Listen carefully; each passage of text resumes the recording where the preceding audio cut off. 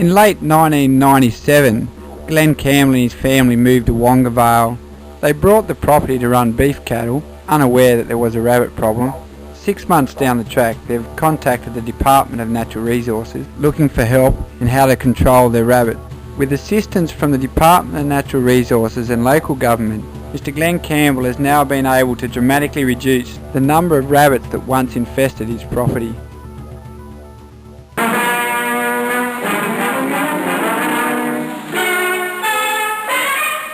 Public enemy number one, a foe whose battalions are thousands of millions strong despite unceasing slaughter. Today, as the rabbit menace reaches an all-time high, national leaders, farmers, graziers and local authorities are fighting a vital battle. The prize is Australia's rich and fertile grazing land. Grasslands are laid bare as rabbits destroy vegetation which keeps the soil together and dig winding burrows to warrens below the surface. Millions of acres have been laid waste. It is a grim fact that the rabbit was originally imported to Australia from England to provide sport for gentlemen. Much of Australia might have been made for rabbits. Temperate climate, sandy soil for burrows, plenty of grass. They bred like rabbits.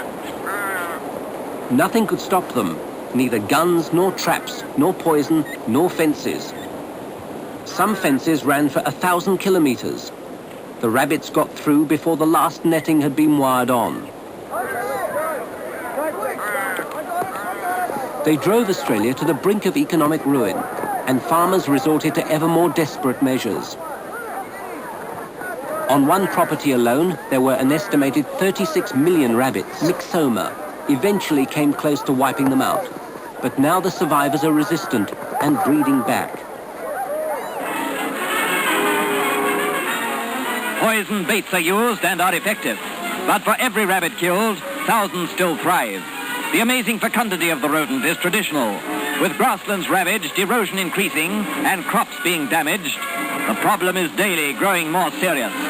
The rabbit war is one we must win, and win quickly.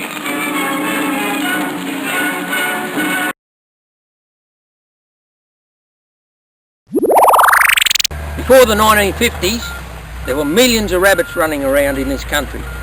Then they brought in myxomatosis, and that knocked the numbers right down. Then they brought the European rabbit flu that helped carry the myxo around and knocked the rabbits down even further. Then the Spanish flu was brought in, that helped, that knocked them down further. Then they brought in rabbit calicivirus, and that helped again, knocking the rabbits down even further. The final thing that we have to do to keep them down forever, hopefully, is to rip the warrens, destroy the warrens so they can't breed and they won't come back. Well, as you can see now, I'm standing on top of a warren. It basically builds up from this creek area. Now that creek area consists from where I am, and it goes right around. It covers a fair area. As I say, this warren on the top here, we've got a feed ground. Our feed ground's on the flat. The warrens up here are out of the water, so therefore in the flood time they're protected. They won't. There'll be no fatalities due to flooding because of the area where they are. Terrific warrens, deep warrens here. You get a bit of an idea in relation to ripping, how far you actually have to go to control these warrens in ripping.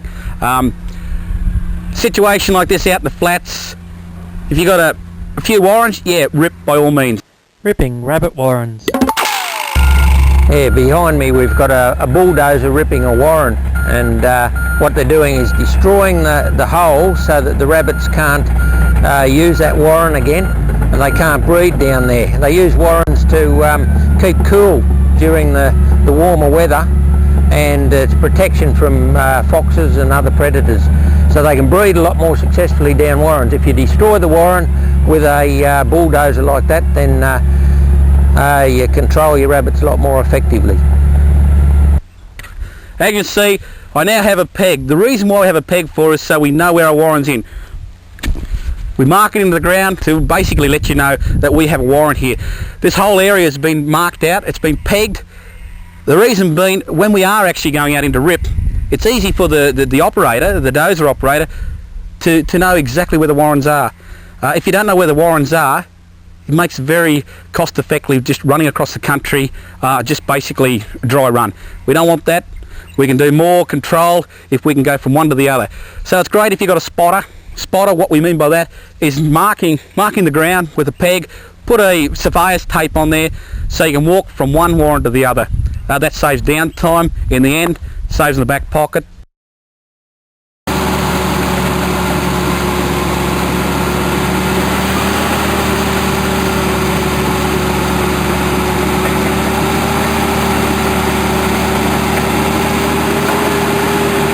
Yeah, what he's done with the bulldozer is he's ripped one way, and now he's turned around and he's cross ripping, so it completely destroys all the holes. You've got to rip out about 3 metres away from the outside holes so that you make sure you destroy every single hole.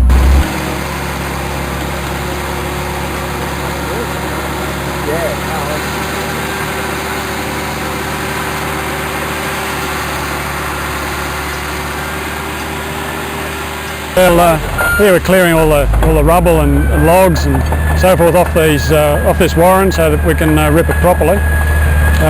In a paddock like this, where there are a lot of logs and timber lying around, they make harbour for the rabbits. They can live above ground where there's good harbour like this for them. So as part of a cleaning up exercise, it's important to get rid of all their breeding habitat, and that's what's going on here. It's part of warren ripping, but it's also important to clean up the logs and the like as well.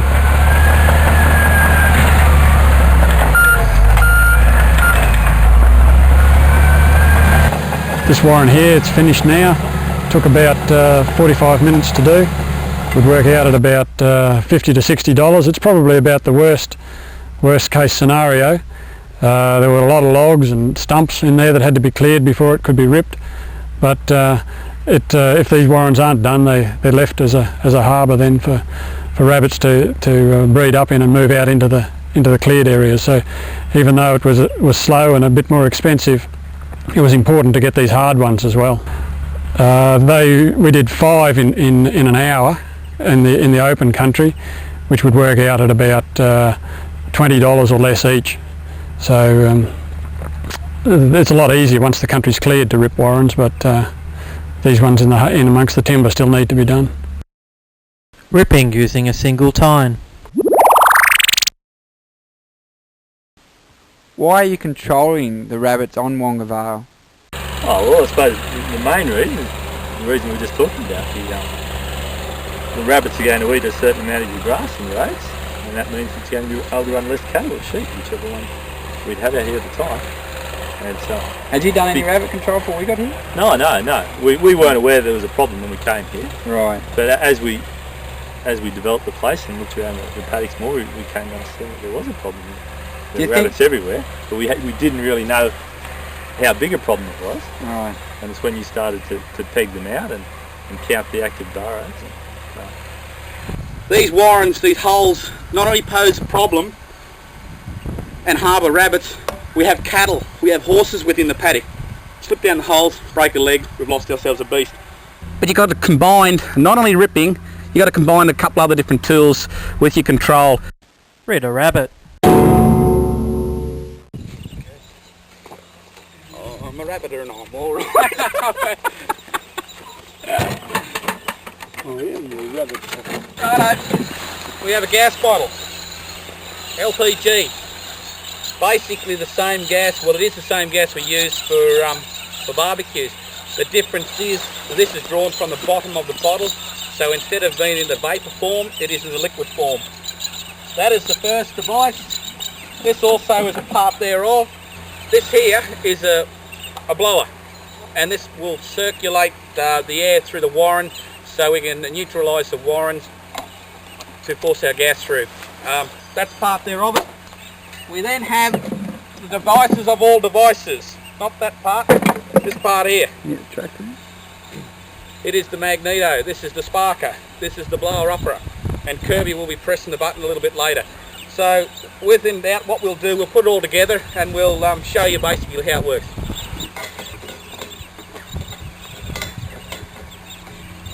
Left-hand thread. Turn your gas on a third. Check to see if your gas is coming out. we have gas. Blower works. Glass is on.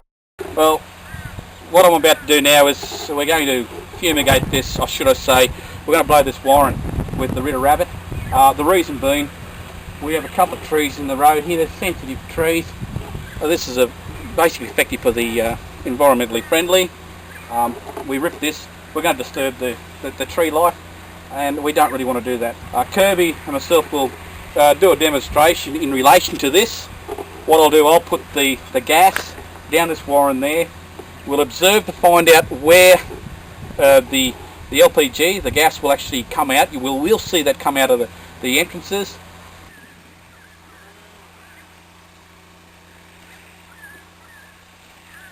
What entrance will come out, we will put our prodder down, then we'll set ourselves and we'll get it ready for ignition. Righto, Kirby.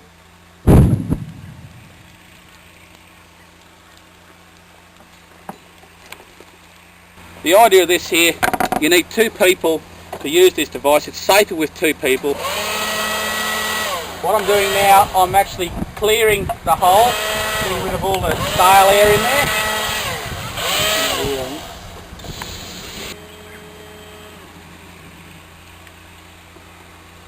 Look at that. Alright, Kirby.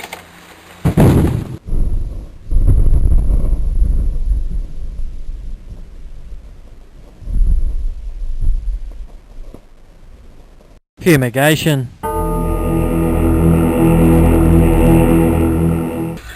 We have a warren here.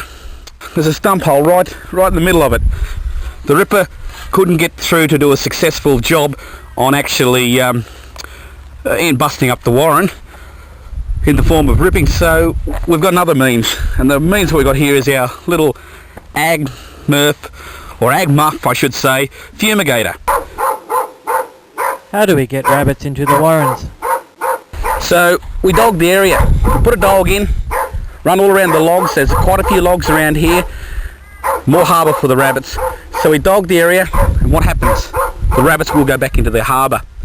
Thus, when they're back in the harbour, as I said, this is the other alternative for our means of control. We'll start our basically ag murf up. We got two containers here, different ports. On this side here, we have our containment, which is sort of larvicide. The other side we use, we have diesel. The idea of the diesel is so we actually know where all our outlets are.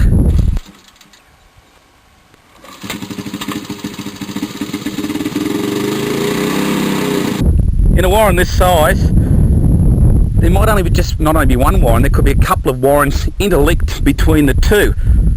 So we've got to fill our first one in, the means of the shovel, and then we let the little gas, the murf go, ag murf go. We find out where our openings are. You'll see that in a minute with the smoke, and that's the idea. It drops down, the vapour of the diesel drops down onto our exhaust. The hot exhaust will then ignite and thus release vapour. Once we actually sealed it, the sealed holes have got most of the openings that we feel is in the right area, release our larvicide.